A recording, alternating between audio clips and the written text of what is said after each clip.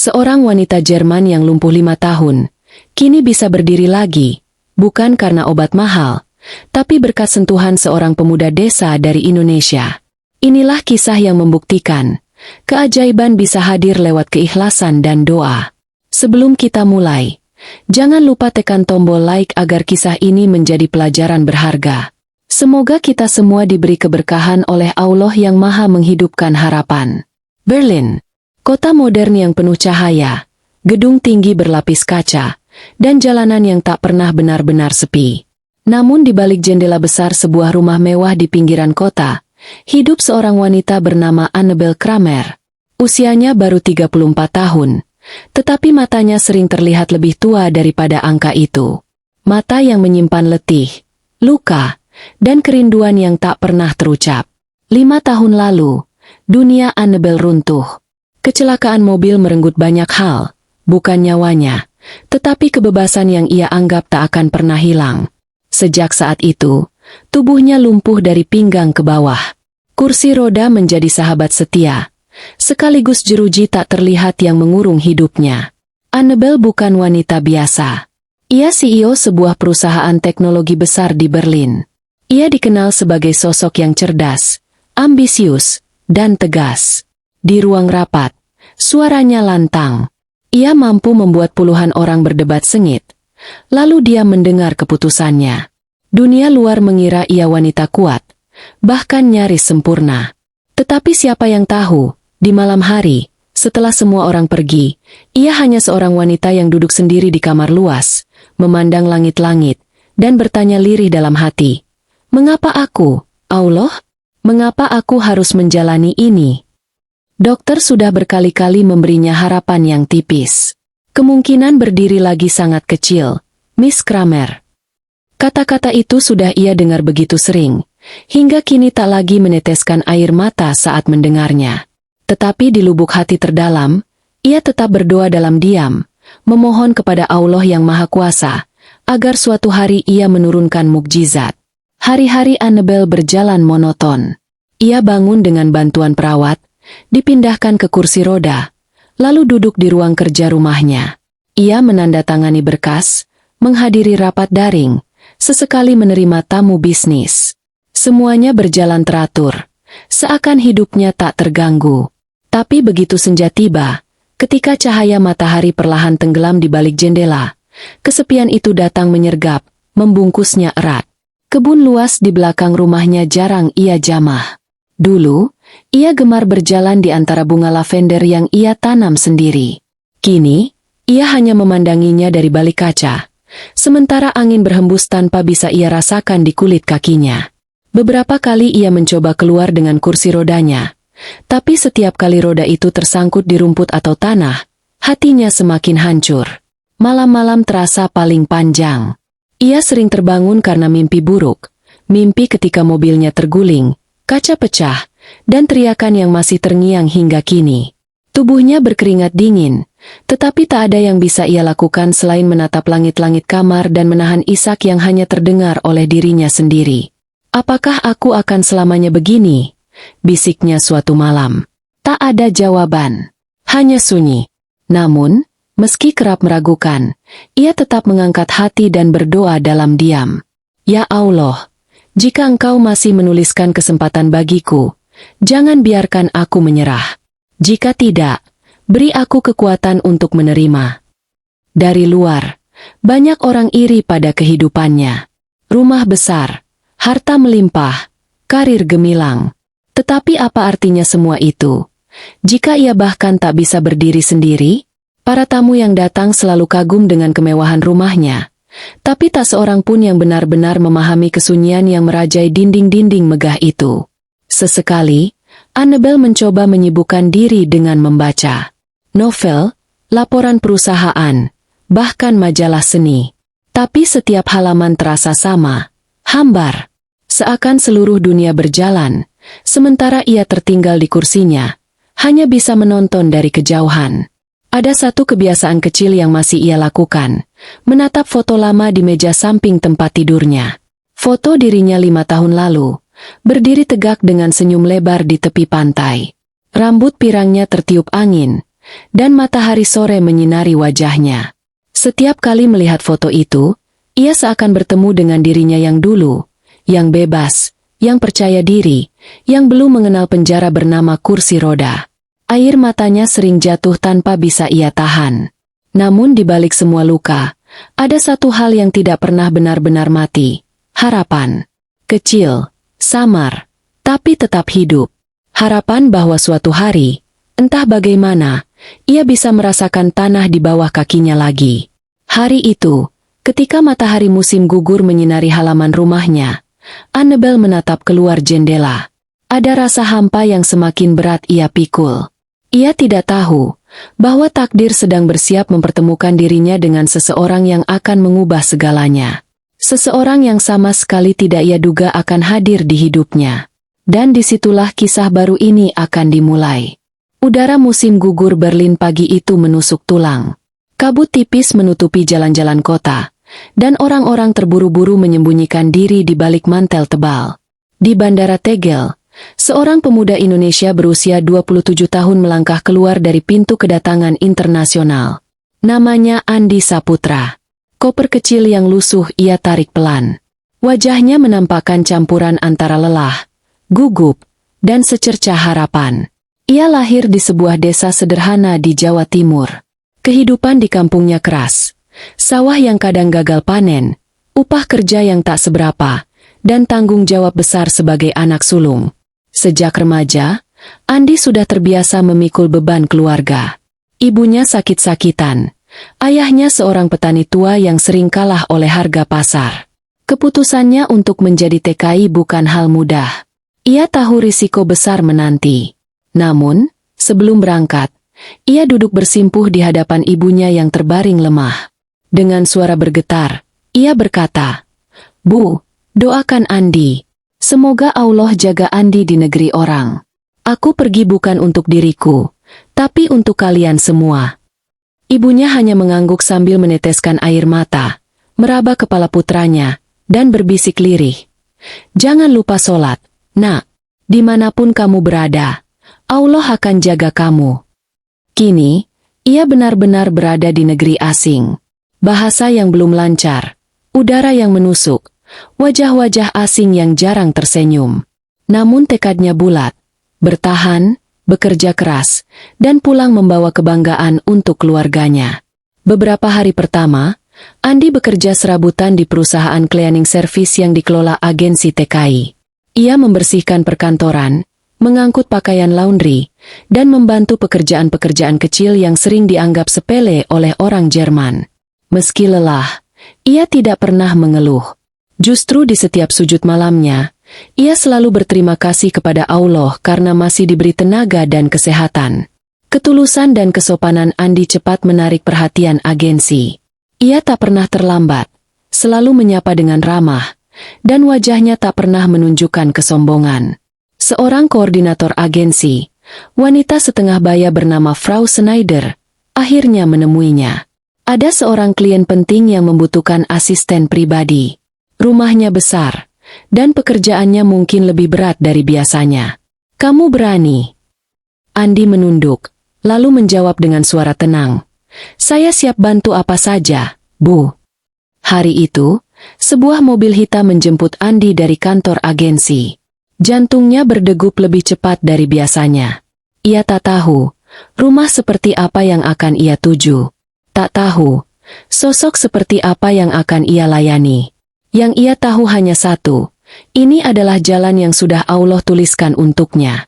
Perjalanan menuju rumah itu melewati pinggiran kota Berlin yang hijau. Bangunan-bangunan tua khas Eropa berdiri anggun di sisi jalan. Akhirnya, mobil berhenti di depan sebuah gerbang besi tinggi. Di baliknya, terlihat rumah megah bergaya klasik dengan halaman luas. Andi menelan ludah. Tangannya sedikit berkeringat. Ia merasa seperti anak desa yang tiba-tiba dilempar ke dunia yang sangat berbeda. Gerbang terbuka perlahan, mobil masuk, dan Andi turun sambil membawa koper kecilnya. Udara terasa lebih sejuk di halaman rumah itu. Bunga lavender dan mawar tertata rapi di sepanjang jalan setapak. Namun, suasana rumah itu tidak sepenuhnya hangat. Ada aura sunyi, seakan kemewahan yang berdiri megah di hadapannya hanyalah topeng untuk menutupi sebuah luka. Frau Schneider membawanya masuk. Lantai marmer berkilau, dinding penuh lukisan klasik, dan cahaya lampu kristal memantulkan kilau yang indah. Namun Andi tak sempat mengagumi semuanya. Matanya tertuju pada sosok yang duduk di ruang tamu, di atas kursi roda, menatap mereka dengan tatapan tajam namun kosong. Itulah pertama kalinya Andi melihat Annabel Kramer. Wanita Jerman berambut pirang, kulit pucat, dan sorot mata yang mencampur kekuatan dan kesepian. Andi terdiam sejenak. Dalam hati ia berucap, begini rupanya wajah orang yang sudah banyak diceritakan di agensi. Cantik, tapi seperti menyimpan luka. Annabel memandangnya tanpa senyum. Ia terbiasa dengan orang-orang baru yang datang dan pergi. Staf rumah tangga yang hanya melihatnya sebagai pekerjaan. Tapi ada sesuatu dari pemuda ini yang berbeda. Wajahnya polos, tatapannya tidak menyinggung, dan tubuhnya tegap meski sederhana. Frau Schneider memperkenalkan mereka singkat. Ini Andi Saputra, dari Indonesia. Mulai hari ini, ia akan membantu di rumah ini. Andi menunduk hormat, lalu berkata dengan suara rendah namun penuh keyakinan. Saya siap bantu apa saja, Nyonya. Kalimat sederhana itu, entah mengapa, menggema di telinga Annabel. Bukan sekadar janji pekerjaan, tapi terdengar seperti ikrar tulus dari hati yang tak mengenal basa-basi. Ia tak menjawab, hanya menatap Andi beberapa detik lebih lama dari biasanya, lalu memalingkan wajah ke arah jendela. Andi berdiri di sana, berusaha menenangkan debar jantungnya. Ia tidak tahu, langkah kecilnya memasuki rumah ini akan menjadi awal dari kisah yang jauh lebih besar dari sekadar pekerjaan. Di luar, angin musim gugur berhembus pelan, seakan menjadi saksi pertemuan dua jiwa dari dunia yang berbeda. Dunia yang akan segera saling bersinggungan, meski keduanya belum menyadarinya. Hari-hari pertama di rumah megah itu terasa canggung. Andi, yang terbiasa bangun dengan suara ayam jantan dan udara sawah yang lembab, kini mendapati dirinya membuka mata di kamar sederhana namun rapi di lantai bawah rumah besar bergaya klasik Jerman. Dindingnya putih, ranjangnya empuk, dan jendela kecilnya menampilkan pemandangan taman belakang yang luas. Setiap kali ia menatap keluar, ia teringat sawah hijau di kampungnya, dan rasa rindunya pada rumah semakin kuat. Namun ia sadar, rindu saja tidak akan memberi ibunya obat, tidak akan membuat adik-adiknya melanjutkan sekolah. Di setiap sholat subuh, Andi menundukkan kepalanya lebih lama, berbisik lirih. Ya Allah, berikan aku kekuatan. Aku jauh dari tanah airku, tapi aku percaya engkau tak pernah meninggalkan hamba MU. Hari itu, ketika ia keluar untuk membersihkan halaman, ia mendengar suara roda berdecit dari arah teras. Annabel duduk di kursi rodanya, mengenakan mantel biru muda, menatap halaman tanpa ekspresi. Rambut pirangnya tergerai, dan mata birunya dingin seperti kaca yang tidak bisa ditembus. Andi menyapanya dengan suara hati-hati. Selamat pagi, Nyonya. Annabel tidak menoleh. Hanya helaan napas pendek terdengar. Seakan ia sengaja menunjukkan jarak, sebuah dinding yang tak boleh ditembus oleh siapapun.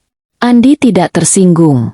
Ia hanya tersenyum kecil, lalu kembali melanjutkan pekerjaannya, menyapu dedaunan yang jatuh sambil bersenandung lagu Jawa yang biasa ia nyanyikan bersama neneknya di kampung. Lagu itu pelan, sederhana, namun hangat. Sesekali ia lupa, dan suaranya terdengar jelas sampai ke tempat Annabel duduk. Awalnya, Annabel mengernyit. Baginya, suara asing itu seolah mengganggu kesunyiannya. Tetapi semakin lama ia dengar, semakin terasa ada sesuatu yang menenangkan.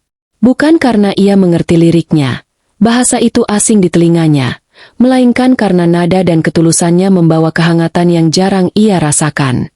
Hari-hari berikutnya, pola itu berulang. Annabel selalu muncul di teras, duduk tanpa bicara. Andi bekerja dengan tenang, tidak pernah bertanya hal pribadi, tidak pernah menatap penuh iba. Ia memperlakukan Annabel seperti sosok biasa, bukan wanita di kursi roda yang harus dikasihani. Bagi Andi, ia hanya majikannya, seseorang yang harus ia bantu dengan tulus. Suatu pagi, ketika Andi membawa teh herbal hangat ke meja kecil di samping Annabel, ia berkata pelan, "Saya buatkan teh, Nyonya." Katanya bagus untuk menenangkan tubuh. Annabel menoleh cepat. Kaget. Jarang ada staf rumah yang berinisiatif seperti itu. Biasanya, semua menunggu perintah. Ia menatap cangkir itu sejenak, lalu mengambilnya tanpa sepatah kata. Andi tidak menunggu pujian. Ia hanya tersenyum kecil, lalu kembali ke kebunnya. Di balik sikap dinginnya, Annabel mulai memperhatikan. Ada sesuatu pada pemuda desa ini yang berbeda. Tatapannya jujur, ucapannya sederhana, tindakannya tulus. Ia tidak menunduk ketakutan seperti pekerja lain, tapi juga tidak menunjukkan keberanian yang lancang. Ia hadir dengan keseimbangan yang membuat Annabel bingung. Namun, hati Annabel masih dipenuhi benteng tinggi. Sejak kecelakaan itu, ia terbiasa menyimpan semua rasa sakit seorang diri. Ia percaya, orang hanya mendekat karena uang atau statusnya. Rasa percaya sudah lama ia kubur. Maka ketika melihat Andi tetap menyapanya dengan ramah setiap pagi, tanpa pernah menyinggung soal kursi roda atau kecelakaan, Annabel diam-diam merasakan sesuatu yang asing, kelegaan. Suatu sore, hujan tipis turun di Berlin. Angin membawa aroma tanah basah yang menusuk hidung. Andi dengan sigap menutup jendela-jendela terbuka dan memastikan halaman aman dari genangan. Dari kursinya, Annabel memperhatikannya. Pemuda itu basah kuyup, tapi senyum di wajahnya tidak hilang. Annabel menatap lebih lama dari biasanya. Ada pertanyaan yang ingin ia ucapkan, tapi lidahnya berat. Hingga akhirnya, dengan suara dingin namun pelan, ia berkata, "Kenapa kamu selalu bernyanyi? Apa itu membuatmu lebih ringan bekerja?" Andi menoleh, sedikit kaget karena akhirnya ia mendengar suaranya secara langsung. Ia tersenyum, lalu menjawab, "Bukan soal pekerjaan, Nyonya. Di kampung saya, nenek saya selalu bilang, kalau hati terasa berat, bernyanyilah. Karena suara kita bisa jadi doa, kalau kita tulus." Annabel terdiam. Kata-kata itu sederhana, tapi menusuk jauh ke dalam. Sudah lama ia tidak mendengar ucapan yang terasa tulus tanpa embel-embel. Ia memalingkan wajah, takut Andi melihat matanya yang mulai berkaca-kaca. Hari-hari canggung itu perlahan berubah. Annabel tidak lagi menutup diri sepenuhnya. Kadang ia bertanya hal-hal kecil, tentang bunga di kebun, tentang cuaca di Indonesia, bahkan tentang keluarga Andi. Andi selalu menjawab dengan singkat, tapi hangat. Ia bercerita tentang ibunya yang suka membuat jamu, tentang sawah yang hijau, tentang suara azan yang memanggil orang untuk sholat di musola kecil desanya. Bagi Annabel, cerita itu terasa seperti dunia lain. Dunia yang sederhana, jauh dari hingar-bingar bisnis, jauh dari ambisi, tapi penuh kedamaian. Setiap kali Andi berbicara, ia merasa seperti ditarik keluar dari penjara sunyi yang selama ini ia tinggali. Namun, meski mulai ada celah kecil di dinding hatinya, Annabel tetap menjaga jarak. Ia tidak ingin terlihat lemah. Tidak ingin orang lain tahu betapa kesepiannya menjerat. Tetapi dalam diam, ia mulai menantikan suara langkah Andi di pagi hari, dan senandungnya yang mengisi udara di halaman rumah. Hujan sore itu reda. Annabel menatap keluar jendela, melihat Andi mengumpulkan dedaunan basah. Ia menarik napas panjang, lalu berbisik lirih, hanya terdengar oleh dirinya sendiri. "Mungkin, kehadiranmu bukan kebetulan." Dan tanpa disadarinya, pintu kecil di hatinya sudah mulai terbuka. Malam itu, langit Berlin digelayuti awan kelabu. Udara dingin merayap masuk melalui celah jendela, membuat suasana rumah besar itu terasa semakin sepi. Annabel duduk sendirian di ruang bacanya, mencoba menenangkan diri dengan segelas teh hangat. Buku tebal di pangkuannya terbuka, tapi matanya kosong, tak mampu mencerna satu pun kalimat. Sejak kecelakaan itu, ia sering kesulitan tidur. Bayangan mobil terguling, kaca pecah, dan jeritan yang menghantui, kembali menyeruak tanpa diundang. Saat jarum jam mendekati tengah malam, rasa kram hebat tiba-tiba menyerang kakinya. Ia terkejut, tubuhnya terguncang, dan teh di tangannya tumpah ke lantai. Napasnya terengah-engah. Rasa sakit itu begitu kuat, menjalar dari paha hingga telapak kaki. Ia mencoba memanggil staf rumah, tapi suaranya serak, hampir tak terdengar. Kursi rodanya bergetar saat ia berusaha menggerakkannya, namun tubuhnya kehilangan kendali dan ia terjatuh ke lantai marmer yang dingin. Air matanya mengalir. Ia menggigit bibir, menahan isak. Tidak ada yang datang. Dinding rumah yang luas itu seakan mengejek, memantulkan kesunyiannya. Ia merasa begitu kecil, begitu rapuh. Seakan dunia kembali menghancurkan sisa-sisa kekuatan yang ia bangun dengan susah payah. Langkah tergesa terdengar dari arah dapur. Andi, yang saat itu baru saja selesai membereskan perlengkapan malam, mendengar suara benda jatuh. Ia berlari menuju ruang baca. Saat pintu terbuka, ia terpaku melihat Annabel tergeletak di lantai. Tubuhnya bergetar, wajahnya pucat, dan matanya basah. Nyonya, seru Andi. Suaranya penuh panik namun berusaha tetap tenang. Ia segera berjongkok di sampingnya. Jangan sentuh. Annabel berbisik dengan suara serak. Air matanya jatuh. Aku tidak sanggup lagi. Andi terdiam sejenak, lalu menatapnya dengan penuh ketulusan. Saya tidak akan menyakiti, Nyonya. Izinkan saya membantu. Dengan hati-hati, ia menyibakkan selimut tipis yang menutupi kaki Annabel. Jari-jarinya yang hangat menyentuh betis yang dingin. Annabel tersentak, tubuhnya gemetar. Apa yang kamu lakukan? Tanyanya di sela tangis. Di kampung saya, jawab Andi lembut. Nenek saya mengajarkan pijatan untuk meredakan kram. Izinkan saya mencoba. Annabel ingin menolak. Ego dan rasa malunya menjerit. Tapi rasa sakit terlalu kuat. Ia hanya bisa mengangguk kecil, menutup mata, membiarkan air matanya jatuh tanpa henti. Andi mulai memijat perlahan, gerakannya tenang, seakan setiap sentuhan bukan hanya ditujukan pada tubuh, tapi juga pada hati yang luka. Ia tidak terburu-buru, tidak kasar, dan tidak canggung. Nafasnya teratur. Sesekali ia berbisik lirih doa dalam bahasa Indonesia yang Annabel tak mengerti. Tapi entah mengapa membuatnya merasa aman. Tenang saja, Nyonya, ucap Andi pelan. Rasa sakit ini akan berkurang sebentar lagi. Annabel menggigil. Bukan hanya karena sakit yang berangsur reda, tapi karena ada sesuatu yang lain mengalir dalam dirinya. Kehangatan. Rasa yang sudah lama ia lupakan. Sentuhan yang tidak dilandasi iba, melainkan ketulusan. Untuk pertama kalinya dalam 5 tahun, ia merasa tidak sendirian dalam penderitaan ini. Beberapa menit berlalu. Kram yang tadi menjerat begitu kuat mulai melonggar. Annabel terisak. Kali ini bukan karena sakit, melainkan karena perasaan yang sulit dijelaskan. Ia membuka mata perlahan, menatap wajah Andi yang berkeringat namun tetap fokus. Kenapa? Kamu begitu peduli? Bisiknya lirih. Andi berhenti sejenak, menatapnya dengan mata teduh. Karena setiap manusia butuh pertolongan, Nyonya. Dan saya percaya, Allah selalu menolong kita melalui tangan orang lain. Kalimat itu menghantam dinding hati Annabel yang selama ini ia bangun setinggi langit. Ia memalingkan wajah, takut Andi melihat betapa rapuhnya dirinya saat ini. Namun tangisnya pecah juga, lebih deras dari sebelumnya. Ia menangis bukan hanya untuk rasa sakit malam ini, tapi untuk semua luka, semua tahun-tahun sunyi, semua doa yang tak pernah ia ucapkan keras-keras. Andi tidak berkata apa-apa lagi. Ia hanya melanjutkan pijatannya dengan sabar, seakan setiap tekanan kecil di kakinya adalah janji bahwa ia tidak akan dibiarkan sendiri lagi. Setelah cukup lama, Annabel akhirnya merasa lebih tenang. Tubuhnya yang tegang perlahan rileks. Ia menutup mata. Napasnya mulai teratur kembali.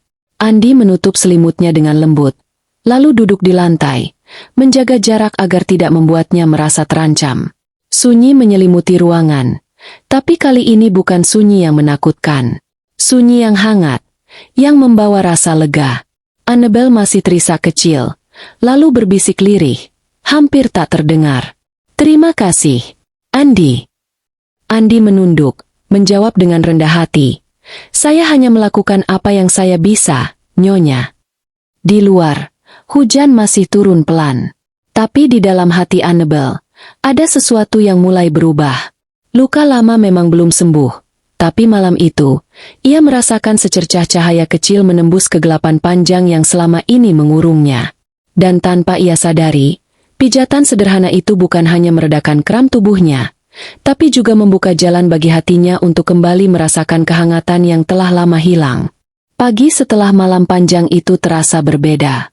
Udara musim gugur masih dingin, tetapi bagi Annabel, ada sesuatu yang baru dalam dirinya. Ia bangun dengan rasa lega yang tak ia rasakan sejak lama.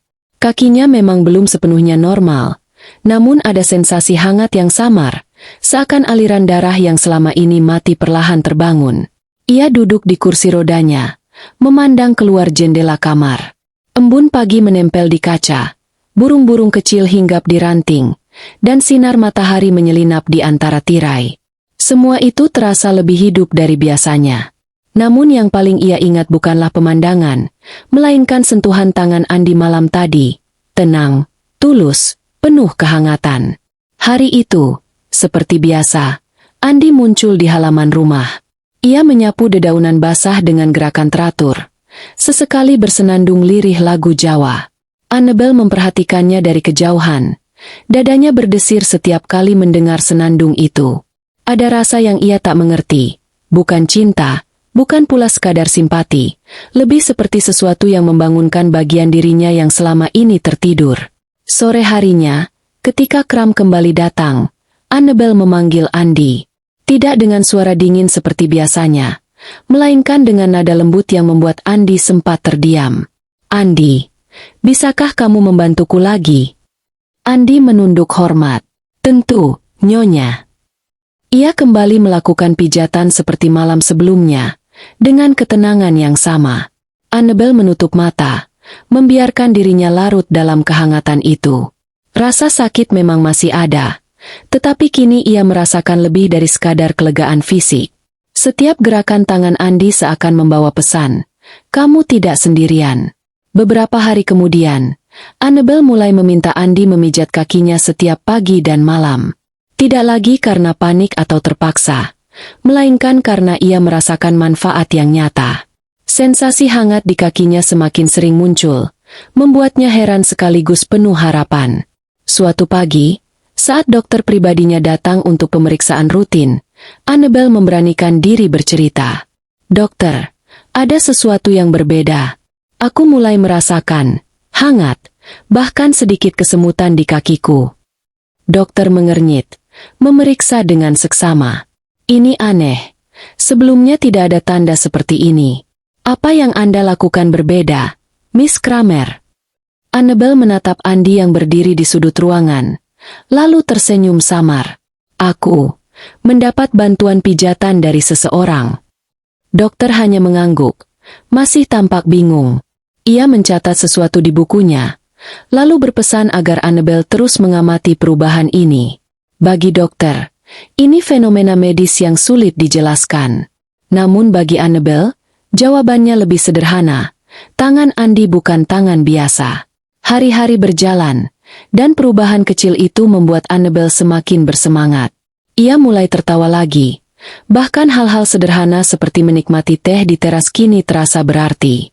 Dan untuk pertama kalinya sejak lama, ia merasa ingin berbicara lebih banyak dengan seseorang, orang yang selama ini hanya ia pandang dari jauh.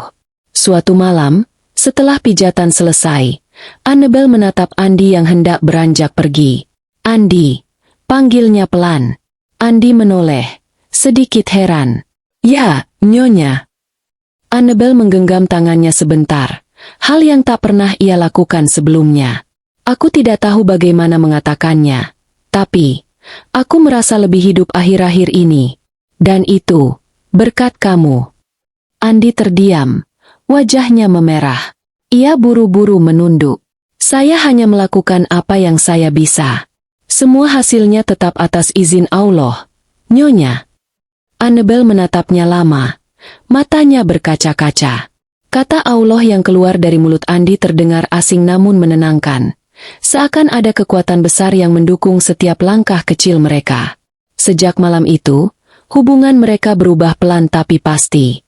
Annabel tidak lagi sekadar memanggil Andi untuk urusan pekerjaan.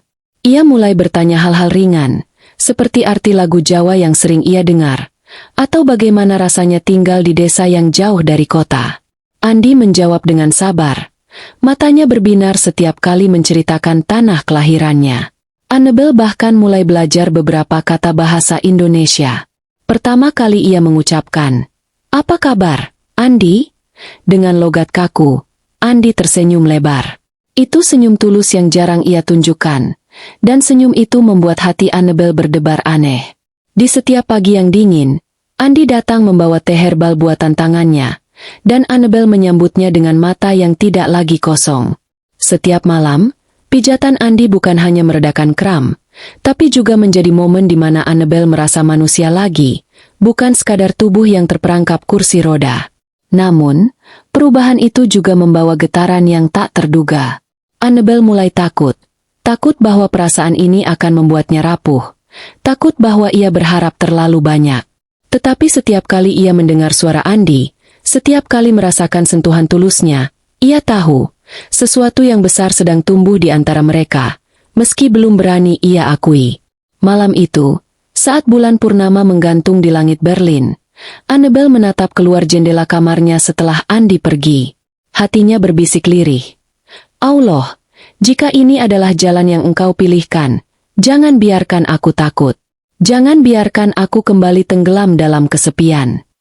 Ia tidak tahu apa yang menanti esok hari. Yang ia tahu, untuk pertama kalinya dalam 5 tahun, ia merasa hidup. Pagi itu, matahari Berlin bersinar lebih hangat dari biasanya. Embun yang menempel di dedaunan memantulkan cahaya keemasan, seakan ingin memberi kabar baik.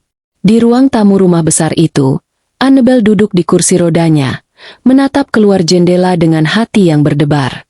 Ada rasa aneh yang menggelitik dirinya sejak semalam. Kakinya bergetar, bukan karena kram, melainkan karena ia merasa ada sesuatu yang berbeda. Andi datang seperti biasa, membawa teh herbal dan senyuman kecil. Ia menunduk hormat. "Selamat pagi, Nyonya. Semoga hari ini lebih baik dari kemarin." Annabel tersenyum samar. Ada cahaya baru di matanya. Cahaya yang bahkan membuat Andi tertegun sesaat. Ia menyeruput teh itu perlahan, lalu berkata pelan, seakan takut dengan suaranya sendiri. "Andi, aku rasa, aku bisa berdiri." Andi terdiam. Tangannya yang sedang merapikan selimut berhenti. Ia menatap Annabel, memastikan ia tidak salah dengar. "Nyonya, apakah Anda yakin?" Annabel menelan ludah. Air matanya mulai menggenang. "Aku tidak tahu. Tapi tubuhku, rasanya berbeda. Aku ingin mencoba." Detik itu, Andi tahu ia tidak bisa menolak. Ia menunduk, lalu berkata dengan suara mantap, "Baik, Nyonya. Mari kita coba. Tapi pelan-pelan." Andi berjongkok di depan kursi roda, kedua tangannya siap menopang. Annabel menarik napas panjang. Jantungnya berdegup begitu keras hingga ia bisa merasakannya di telinga. Selama 5 tahun, ia hanya bisa memimpikan momen ini. 5 tahun penuh doa dalam diam, penuh rasa putus asa yang tak pernah ia bagi kepada siapapun. "Hitung sampai 3, bisik Annabel. Andi mengangguk. 1, 2, 3. Dengan perlahan, ia membantu Annabel bangkit. Kakinya gemetar hebat, tubuhnya bergetar, dan wajahnya memerah karena menahan tegang. Namun di luar dugaan, ia benar-benar merasakan telapak kakinya menyentuh lantai. Bukan sekadar terseret, tapi menopang, meski masih lemah. Air mata jatuh dari mata Annabel. Aku berdiri." Suaranya pecah, penuh isak haru. Andi menahan lengannya erat agar ia tidak jatuh. "Ya, Nyonya, Anda berdiri." Suaranya bergetar, matanya ikut berkaca-kaca. Detik itu, waktu seakan berhenti. Seluruh rumah terdiam, lalu bergemuruh ketika staf lain melihat apa yang terjadi. Seorang perawat berlari, hampir tak percaya dengan pemandangan di depannya. "Miss Kramer, ini luar biasa." Annabel tidak peduli dengan sorak-sorai itu. Matanya hanya tertuju pada Andi, yang masih menahannya dengan tatapan penuh ketulusan. Andi, aku bisa merasakannya. Kaki ini, benar-benar merasakannya. Andi menunduk, menahan haru. Segala sesuatu terjadi atas izin Allah, Nyonya. Saya hanya perantara. Dokter pribadinya dipanggil terburu-buru. Ia datang dengan wajah serius, lalu segera memeriksa kondisi Annabel. Setelah serangkaian tes singkat, ia menggeleng tak percaya. Secara medis, saya tidak punya penjelasan yang masuk akal. Tapi ini nyata. Anda benar-benar mulai merasakan fungsi kembali. Annabel tersenyum di tengah air matanya. Ia tidak peduli apakah dokter bisa menjelaskannya atau tidak. Yang ia tahu, sesuatu yang selama ini mustahil kini terjadi. Harapannya, yang selama ini hanya setitik kecil, kini menyala seperti api yang membakar seluruh jiwanya. Setelah beberapa menit, Andi membantu Annabel duduk kembali di kursinya. Tubuhnya masih lemah, tapi wajahnya bercahaya. Ia menutup wajah dengan kedua tangannya, menangis sejadi-jadinya. Bukan tangisan kesedihan, melainkan kelegaan setelah 5 tahun terperangkap. Andi duduk di samping kursi roda, menjaga jarak agar tetap sopan. Ia menunduk, tidak ingin terlihat terlalu lama menatap Annabel. Namun dalam hatinya, ia berbisik, "Ya Allah, terima kasih Engkau izinkan aku menjadi saksi keajaiban ini. Jangan biarkan aku lalai menjaga amanah ini." Malamnya, Annabel duduk sendirian di kamarnya. Ia masih bisa merasakan sensasi aneh di kakinya. Sensasi yang membuatnya ingin menangis lagi. Di meja samping tempat tidur, foto lamanya, dirinya berdiri di tepi pantai, tampak berbeda malam itu. Bukan lagi sekadar kenangan, melainkan janji bahwa ia bisa kembali seperti dulu. Ia memejamkan mata, tangannya menggenggam selimut erat. Allah, aku tahu ini bukan hanya tentang aku. Engkau kirimkan Andi untuk sebuah alasan. Tolong, jangan biarkan aku kehilangan harapan ini lagi. Di luar, bulan bersinar terang di langit Berlin.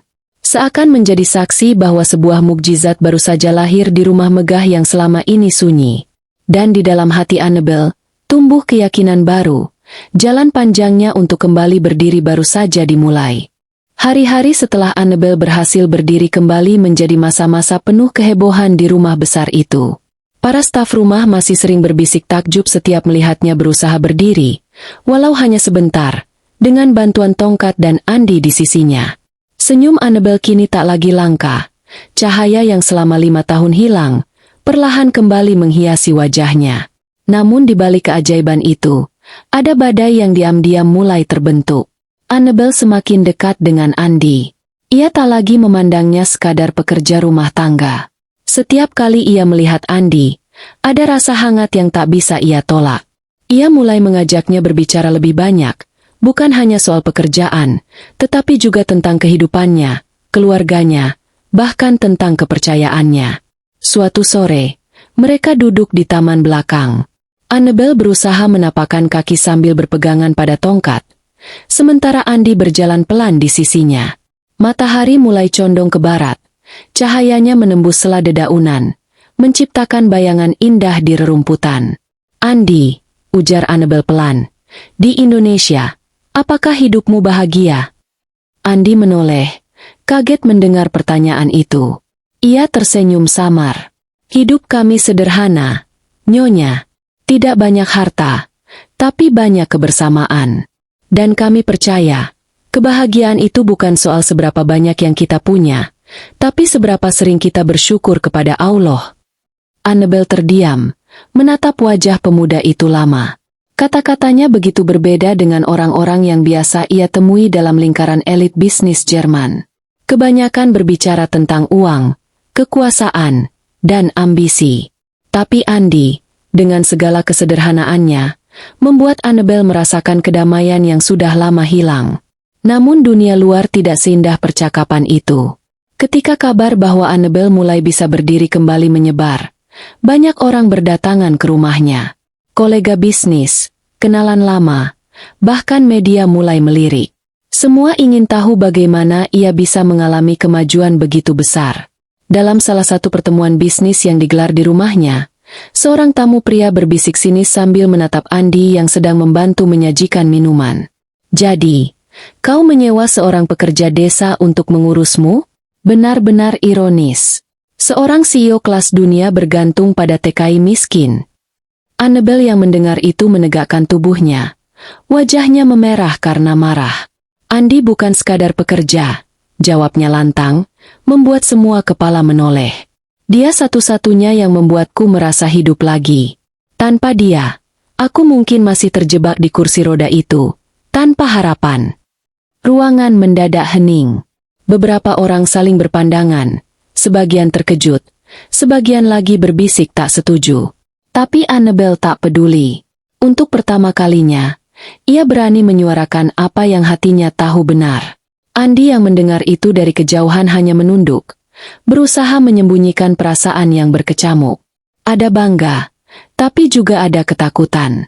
Kata-kata Annabel terlalu berani, dan dunia mereka terlalu berbeda. Malamnya, ketika semua tamu sudah pergi, Andi duduk sendirian di kamarnya. Ia menatap tangannya yang tadi membantu Annabel berdiri di hadapan banyak orang. Hatinya bergetar, tapi kepalanya penuh dengan keraguan. "Aku siapa?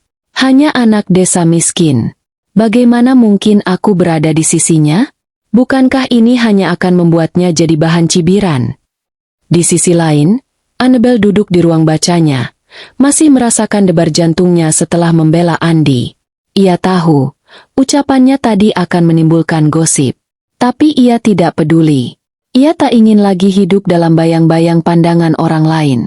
Ia hanya tahu bahwa Andi adalah satu-satunya yang membuatnya merasa berharga, bukan karena status, tapi karena ketulusan. Beberapa hari berikutnya, ketegangan semakin terasa. Annabel semakin berani menunjukkan kedekatannya dengan Andi.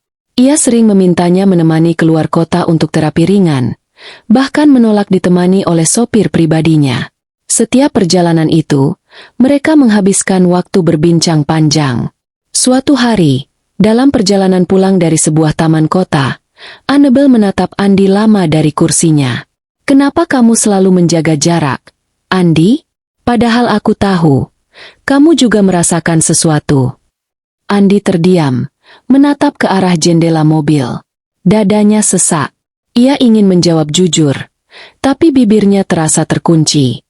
Setelah hening yang panjang, ia berkata pelan, "Nyonya, perbedaan kita terlalu besar.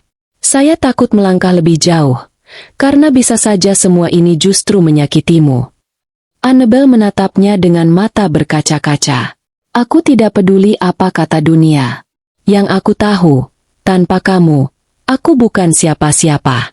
Aku ingin kau tetap di sisiku, Andi." Andi menelan ludah, hatinya berperang. Di satu sisi, ia merasakan hal yang sama. Di sisi lain, ia tahu perbedaan mereka seperti jurang dalam yang sulit diseberangi. Malam itu, ia berdoa lebih lama dari biasanya. "Ya Allah, tunjukkan jalan yang benar.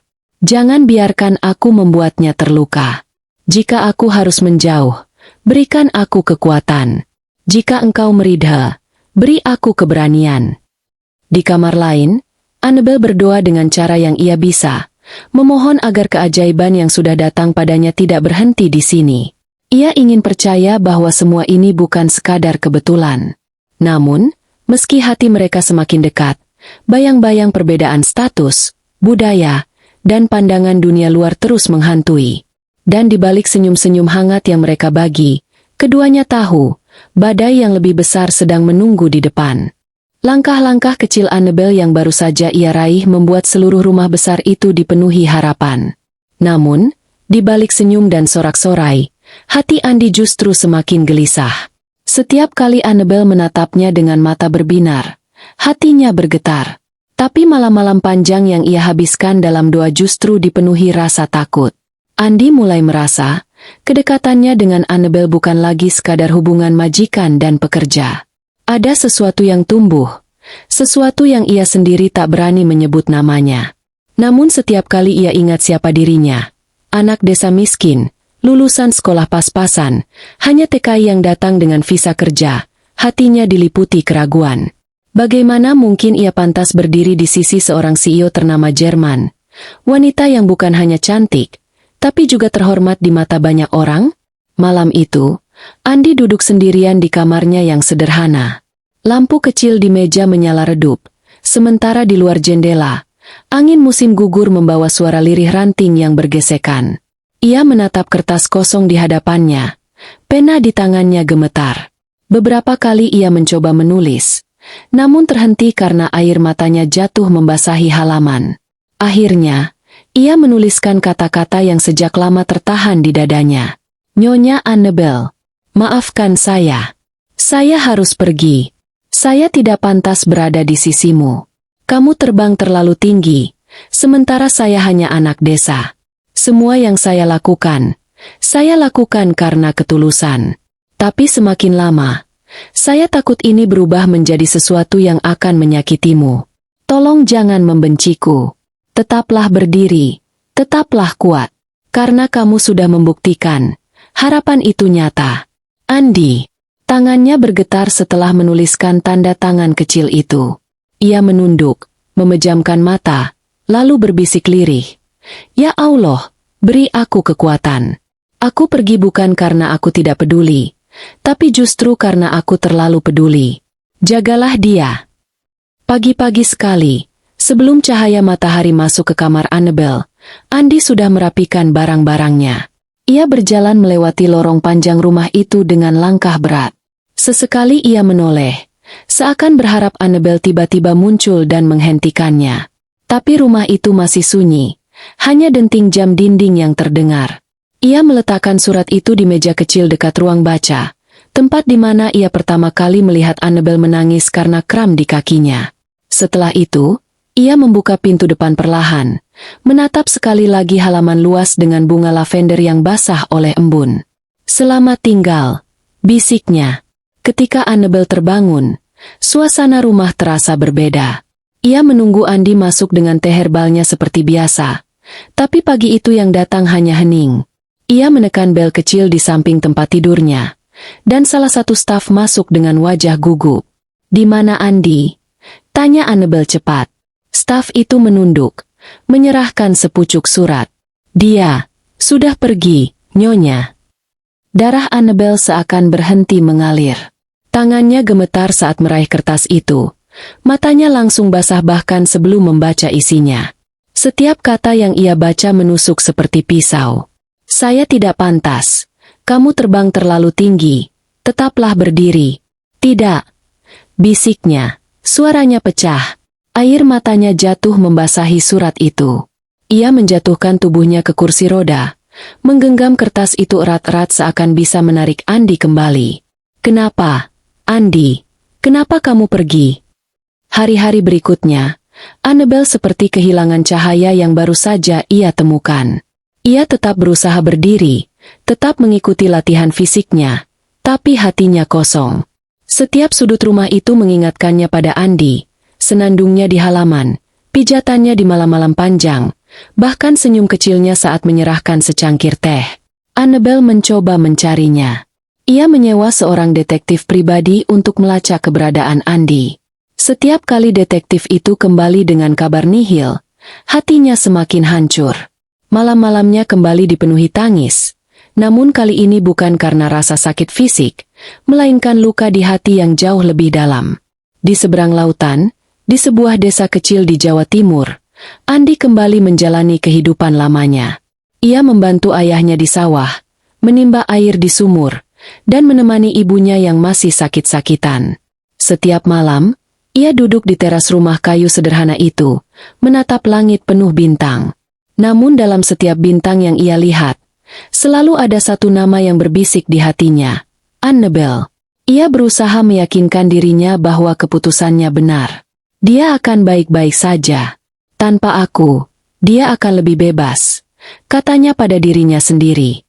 Tapi setiap kali bayangan Annabel muncul di kepalanya, senyum lembutnya, tatapan matanya yang penuh harapan, hatinya kembali remuk. Di rumah besar Berlin, Annabel duduk di ruang baca, memandangi kursi kosong di seberangnya. Ia menggenggam surat Andi yang sudah lusuh karena sering ia baca ulang. Kamu pikir aku bisa hidup tanpa kamu, Andi? Bisiknya. Air mata kembali jatuh. Kamu salah. Meski jarak ribuan kilometer memisahkan mereka, hati keduanya tetap terikat oleh sesuatu yang tak bisa dijelaskan. Dan malam demi malam, baik di Berlin maupun di desa Jawa Timur, dua hati yang terluka itu sama-sama menatap langit, berharap Allah memberi jawaban. Senja menutup hari di sebuah desa kecil di Jawa Timur. Langit memerah, sawah hijau terhampar luas, dan suara adzan maghrib menggema dari musola tua di ujung jalan. Di beranda rumah kayu sederhana, Andi duduk termenung. Tangannya memegang cangkir teh yang mulai dingin. Pandangannya kosong menatap horizon. Sudah berbulan-bulan ia kembali ke desa. Rutinitasnya sama seperti dulu, membantu ayahnya mencangkul tanah, merawat ibunya yang sering terbatuk, dan sesekali bekerja serabutan demi tambahan penghasilan. Wajahnya tampak tegar, tapi hatinya retak. Malam-malam panjang ia habiskan dengan menatap langit, mengingat senyum Annabel, mengulang-ulang setiap percakapan mereka, setiap senandung yang dulu ia lantunkan untuk menenangkan hatinya. Namun ia tak pernah kembali menulis surat. Ia hanya berdoa lirih setiap malam. Ya Allah, lindungilah dia di sana. Jangan biarkan dia merasa sendiri. Jika memang aku tak pantas di sisinya, maka hapuskan rasa ini dari hatiku. Tapi rasa itu tak pernah hilang. Hingga suatu sore, sebuah mobil hitam berhenti di depan rumah kayu itu. Debu beterbangan, membuat anak-anak kecil berlarian penasaran. Pintu mobil terbuka, dan seorang wanita berambut pirang turun perlahan, bertumpu pada tongkat penyangga. Andi terperangah. Matanya melebar. Jantungnya berdegup keras. Di hadapannya berdiri Annabel Kramer, dengan wajah lelah namun bercahaya. Andi. Suaranya serak, seperti menahan tangis. Andi berdiri kaku, hampir tak percaya dengan apa yang ia lihat. Nyonya, kenapa? Kenapa kamu di sini? Suaranya bergetar, seakan separuh dirinya masih menolak percaya. Annabel melangkah pelan ke arahnya. Tongkatnya menghentak tanah desa yang berdebu. Matanya berkaca-kaca, menatap Andi tanpa berkedip. Aku datang, karena kamu satu-satunya rumah yang membuat kakiku berdiri, dan hatiku hidup. Air mata yang lama ia tahan akhirnya jatuh.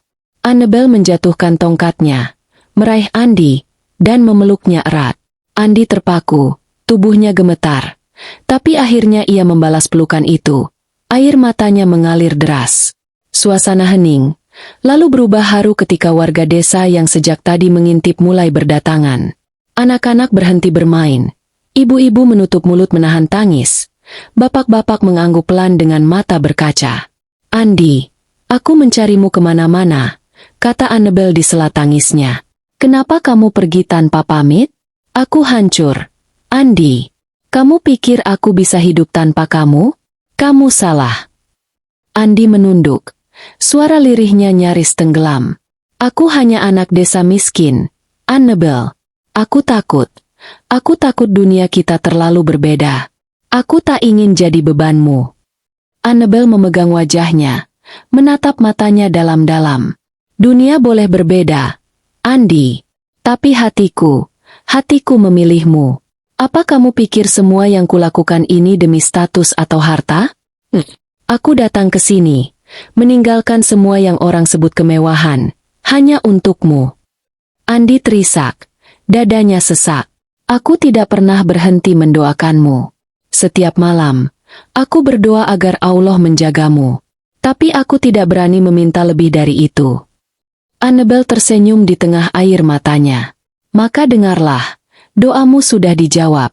Allah tidak hanya menjagaku, tapi juga menuntunku kembali kepadamu. Tangisan mereka pecah bersamaan, berpelukan di tengah halaman rumah kayu itu, disaksikan seluruh desa. Beberapa warga mendekat, memberikan doa dan ucapan selamat. Seorang ibu tua berbisik lirih, Subhanallah, cinta bisa datang dari jalan yang tidak kita duga. Malam itu, rumah sederhana Andi dipenuhi cahaya lampu minyak. Annabel duduk di ruang tamu kecil, berusaha menyesuaikan diri dengan suasana yang jauh berbeda dari rumah megahnya di Berlin. Namun senyum di wajahnya tak pernah pudar. Ia merasa lebih damai daripada di rumah manapun. Andi, yang masih terharu, duduk di sampingnya. Sesekali ia menatap Annabel, masih takut semuanya hanya mimpi. Apa kamu yakin dengan semua ini? Hidup di desa kecil seperti ini, jauh dari segala yang kamu punya. Annabel menoleh, menatapnya penuh keyakinan. Andi, aku tidak mencari istana, aku mencari rumah. Dan rumah itu ada bersamamu. Air mata Andi kembali jatuh. Namun kali ini bukan karena sedih. Ia meraih tangannya, menggenggam erat, seakan tak akan pernah melepaskannya lagi.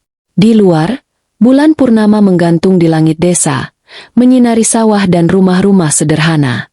Malam itu, semua orang di desa tahu, mereka sedang menyaksikan sesuatu yang langka, kisah cinta yang menembus kelas, bangsa, dan luka masa lalu. Dan di hati Andi serta Annabel, tidak ada lagi keraguan. Mereka telah menemukan satu sama lain, melawan semua perbedaan, dengan doa dan izin Allah sebagai saksi. Malam itu, bulan purnama menggantung tinggi di langit desa, memantulkan cahaya perak ke sawah yang terhampar luas. Udara lembut membawa aroma tanah basah dan suara jangkrik yang bersahutan.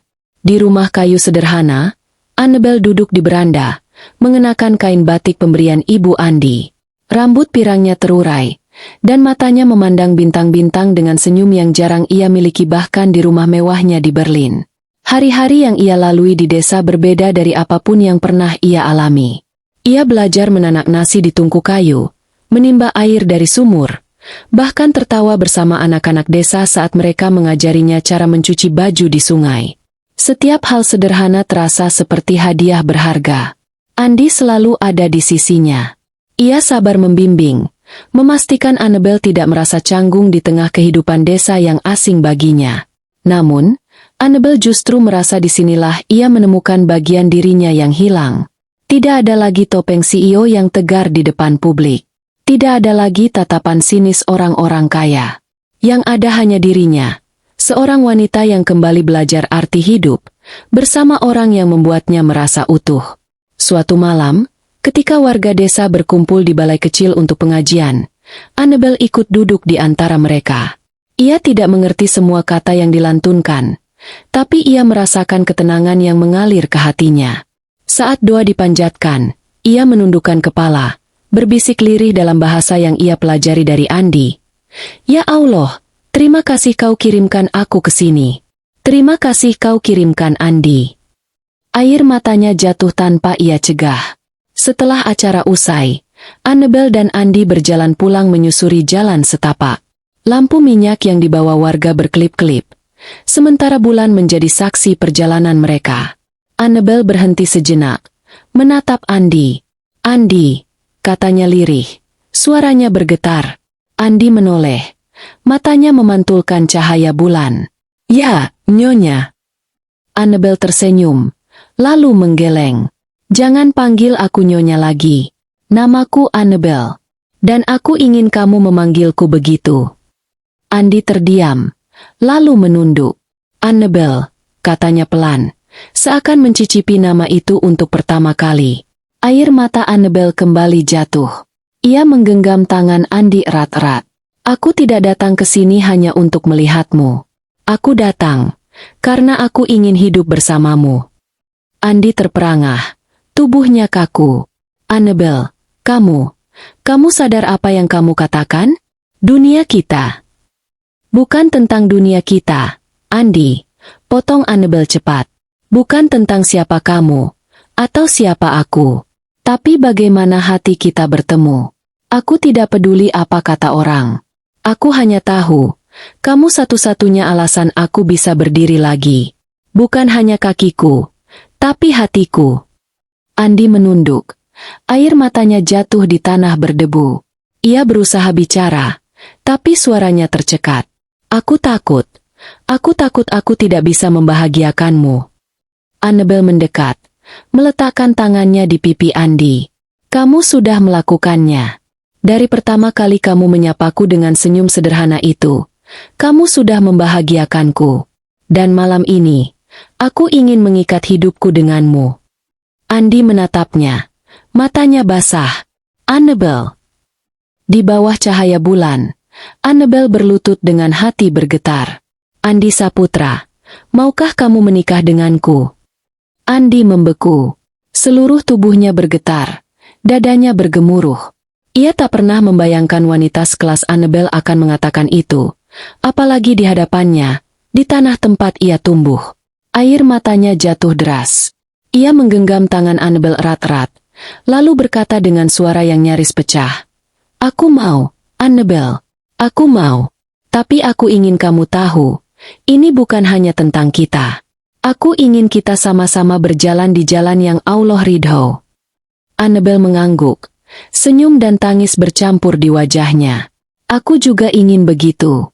Aku ingin bersamamu, bukan hanya di dunia ini, tapi juga di hadapan Allah. Warga desa yang sejak tadi memperhatikan dari kejauhan bertepuk tangan pelan. Beberapa menangis haru.